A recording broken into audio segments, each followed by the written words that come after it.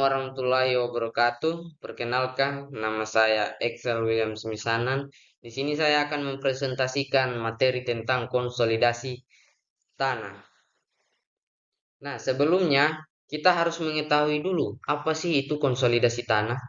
Konsolidasi tanah adalah proses penataan kembali penguasaan, pemilikan, penggunaan, dan pemanfaatan tanah untuk menciptakan lingkungan yang lebih teratur dan efisien. Konsolidasi tanah juga adalah kebijakan yang bertujuan untuk mengatur dan menata kembali penggunaan tanah serta ruang sesuai dengan rencana tata ruang yang telah ditetapkan. Proses ini melibatkan partisipasi aktif masyarakat dan bertujuan untuk mengatasi berbagai permasalahan yang muncul di perkotaan seperti spekulasi tanah, eh, kelangkaan lahan untuk pemukiman, dan perkampungan kumuh. Nah, latar belakang masalahnya, permasalahan pertanahan di perkotaan dan pedesaan. Yang pertama, pertumbuhan penduduk cepat, yaitu meningkatkan kebutuhan sarana, prasarana, dan perumahan. Yang kedua, perkembangan pemukiman tidak teratur, petak tanah tidak beraturan, akses jalan sempit atau tidak ada. Yang ketiga, efisiensi penggunaan tanah rendah, pemanfaatan lahan yang tidak optimal. Yang keempat, kepastian hukum. Sekarang banyak tanah yang belum bersertifikat. Nah, kita juga mempunyai tujuan dan manfaat, yaitu tujuannya yang pertama, mencapai pemanfaatan tanah secara optimal, yaitu efisien dan produktif. Yang kedua, meningkatkan kualitas lingkungan dan pemeliharaan sumber daya. Manfaatnya yang pertama, yaitu peningkatan nilai tanah, karena lingkungan tertata dan dilengkapi prasarana. Yang kedua, petak tanah lebih teratur, menghadap ke jalan yang jelas. Kepastian hukum, setiap bidang bersertifikat. Yang keempat, lingkungan hidup lebih baik. Nah, konsep dasar pelaksanaan konsolidasi tanah. Prinsip kunci yaitu sumbangan tanah untuk pembangunan STUP. Yang pertama, setiap peserta konsolidasi tanah menyumbangkan sebagian tanahnya, disebut redistribusi, untuk keperluan prasarana dan fasilitas umum.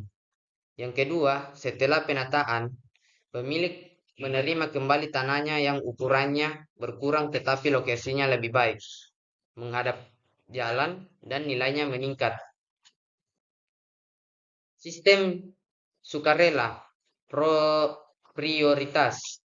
Yang pertama dilaksanakan atas persetujuan mayoritas pemilik tanah di wilayah yang akan dikonsolidasi. Yang kedua, keuntungan langsung dirasakan pemilik. Sistem wajib pilihan terakhir. Pertama, dilaksanakan berdasarkan peraturan perundang-undangan yang berlaku. Yang kedua, biasanya diterapkan untuk wilayah dengan tingkat kerusakan lingkungan dan penataan yang mendesak.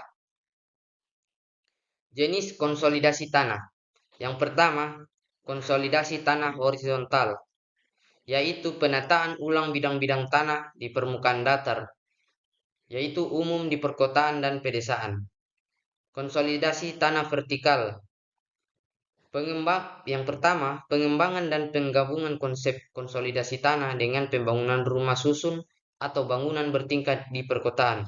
Yang kedua, tujuannya untuk mengatasi keterbatasan lahan dengan memaksimalkan pemanfaatan ruang vertikal.